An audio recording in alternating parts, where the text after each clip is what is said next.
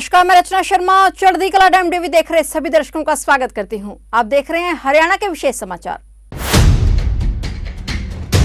हरियाणा के मुख्यमंत्री मनोहर लाल ने गन्ना किसानों के हित में गन्ने के मूल्य में 10 रुपए प्रति क्विंटल की वृद्धि की घोषणा की है। इस बढ़ोतरी के बाद अब गन्ने का मूल्य 372 रुपए हो गया है, जो इसी पिराई सत्र से लागू होंगे।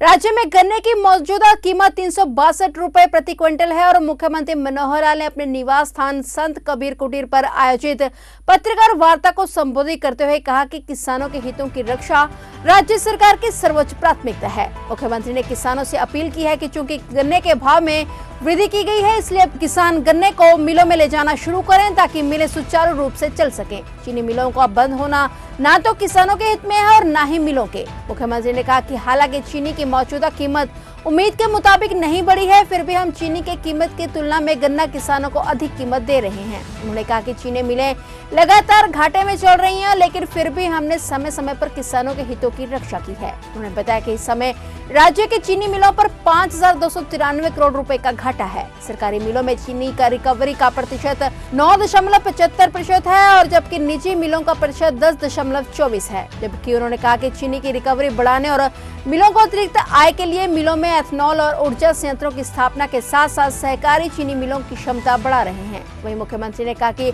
नुकसान का आंकलन करने के लिए 5 फरवरी से नियमित गिरदावरी शुरू की जाएगी और जहां-जहां नुकसान हुआ है किसानों को उचित मुआवजा दिया जाएगा। मुख्यमंत्री ने कहा कि हरियाणा में गन्ना किसानों का समय पर भुगतान किया जाता है। वर्ष 2020-21 में 2,628 करोड़ रुपए का भुगतान किया गया और इसी वर्ष को कोई बकाया भी नहीं है। इसी प्रकार वर्ष 2021-22 में केवल 17.94 करोड़ रुपए नारायणगढ़ चीनी मिल के पीडीसी को छोड़कर 2,727.29 करोड़ रुपए का भुगतान किया गया है। उन्होंने कहा कि सहकारी चीनी मिलों को निर्देश दिए गए हैं कि एक सप्ताह के भीतर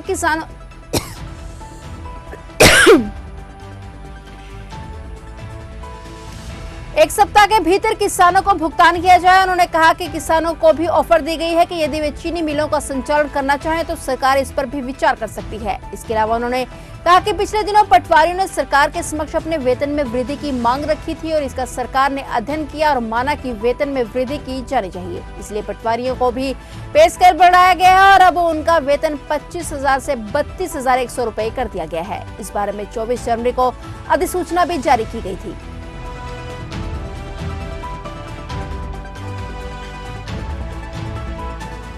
आज 2-3 विषयों को लेकर के आपके साथ चर्चा करनी है। पहला विषय तो जैसे हमको पता है कि किसान बंधुओं की गन्ने की जो मिलें शुरू हुई तब से एक मांग चल रही थी कि गन्ने के रेट बढ़ाए जाएं। आपकी जानकारी के लिए बता रहा हूं कि हमारा जो गन्ने का रेट है पिछले वर्ष का 362 रुपये ये चल रहा है अभी भी। और चूँकि हरियाणा में हम लोग गन्ने की पिराई सबसे ज़्यादा यानी पंजाब से ज़्यादा करते हैं, लेकिन हमें पता है कि चीनी के रेट जिस प्रकार से चल रहे हैं उस अनुसार गन्ने के मिलों का घाटा बहुत ज़्यादा हुआ है पिछले कुछ सालों में। आज की डेट में अगर मैं बताऊं तो लगभग 5300 करोड़ रुपए का घाटा ये हमारी कोऑपरेटिव मिल्स के ऊपर ये चल रहा है। 5293 करोड़ है, यानी राउंड फिगर लें तो 5300 करोड़ लगभग ये है। हमारी अपेक्षा थी कि इस बार चीनी के रेट 3700 के आसपास टच करेंगे, लेकिन चीनी के रेट बढ़े नहीं हैं और अभी भी 3450 के लगभग चीनी के रेट चल रहे हैं। इसलिए हमारी भी एक कठिनाई है। हम चाहते हैं कि किसान, हमारा प्रदेश हो के किसानों का प्रदेश है तो किसानों को लाभ ज़्यादा मिलना चाहिए। देश की सरकार भी ये चीज़ हमेशा सोचती रहती है। इस बार केंद्र सरकार ने भी जो एक नोटिफाई किया है एफआरपी, तो 305 रुपये एफआरपी ये घोषित किया है। ये सारे देश के लिए लागू होता है। जहाँ कहीं सरकारें देती हैं तो वो अपने पास से ही उसको कंपनसेट करती हैं, ज़्यादा देती हैं। और ये जो सरकारी रेट है ये भी हरियाणा, पंजाब, उत्तर प्रदेश, उत्तराखंड इन 4 प्रदेशों में होता है। बाकी सब जगह जो कोऑपरेटिव मिल्स हैं अथवा प्राइवेट मिल्स हैं वो मिल के हिसाब से अपना रेट वो घोषित करते हैं। अब किसान की चूँकि एक मांग उठी है, तो हमने भी विचार किया कि हम कितना ज़्यादा उसमें और कंपनसेट कर सकते हैं। तो इसके लिए विधानसभा में मैंने एक कमेटी की घोषणा की थी कि गन्ने के रेट को सुझाव देने के लिए हमारे कृषि मंत्री के अध्यक्षता में कमेटी बनाई जाए। उन्होंने 2-3 बैठकें की हैं, जो किसान प्रतिनिधि हैं उनसे भी बातचीत की है और जो साइंटिस्ट हैं उनसे भी बात की है। सरकार का भी कोऑपरेटिव विभाग, क्योंकि हमारी मिलें 11 मिलें तो कोऑपरेटिव हैं, इसलिए कोऑपरेटिव डिपार्टमेंट से बात की, प्राइवेट मिलों से बातचीत की। इस निष्कर्ष पर पहुँचे कि भी कुछ ना कुछ हमको ज़रूर बढ़ाना चाहिए, क्योंकि आखिर किसान का भी एक हितैषी बनकर के हमको सोचना होता है कि उसकी भी कीमत जो है बुआई की कुछ ना कुछ तो बढ़ी है। तो इस बात को ध्यान में रखते हुए एक संतुलित एक व्यू लेकर के उन्होंने आज रिपोर्ट दी है कि 370 रुपये और रेट किया जाए, यानी 362 पहले था, 8 रुपये और बढ़ाया जाए। लेकिन फिर स्वयं विचार करते हुए कि 8 रुपये की बजाय एक राउंड फिगर 10 रुपये बढ़ाने का और हमने निर्णय लिया है, अर्थात इस बार 372 रुपया ये रेट होगा, ये आज से, और ये एक प्रकार से घोषणा की है। तो इस वर्ष का जब से मिलें चालू हुई है ये उस पर लागू होगा। और मैं ये विश्वास भी दिलाता हूँ कि अगले वर्ष भी ज़रूर हम बढ़ाएंगे और आशा करता हूँ कि चीनी के रेट बढ़ने चाहिए।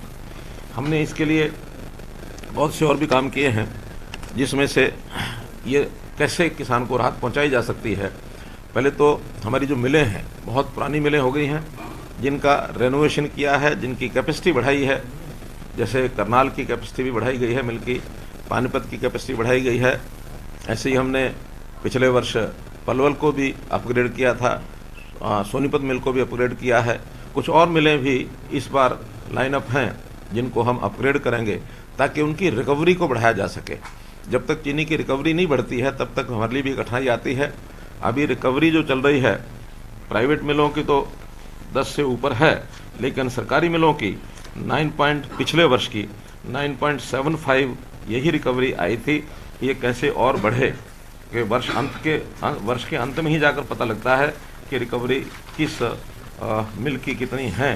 तो ये रिकवरी हमारी पिछले वर्ष 20-21 की 9.71 थी, तो प्राइवेट मिलों की ये 10.24 थी। तो ऐसे रिकवरी को बढ़ाने के लिए भी प्रयत्न हो रहे हैं। कुछ मिलों में अतिरिक्त आय के लिए व्यवस्था की जा रही है। जैसे हमारे शाहबाद मिल में एथेनॉल का प्लांट लगा है, यमुनानगर प्राइवेट मिल ने भी एथेनॉल का प्लांट लगाया है, और भी कुछ मिलें इस ओर बढ़ रही हैं। नारायणगढ़ भले ही प्राइवेट मिल है, लेकिन वहाँ एनर्जी का यानी पावर प्लांट का भी एक आयोजन मैंने किया है। ये सारी चीज़ें होने के बाद कैसे मिलों की आय बढ़े, तो हम लोग उसमें लगातार प्रयत्न कर रहे हैं।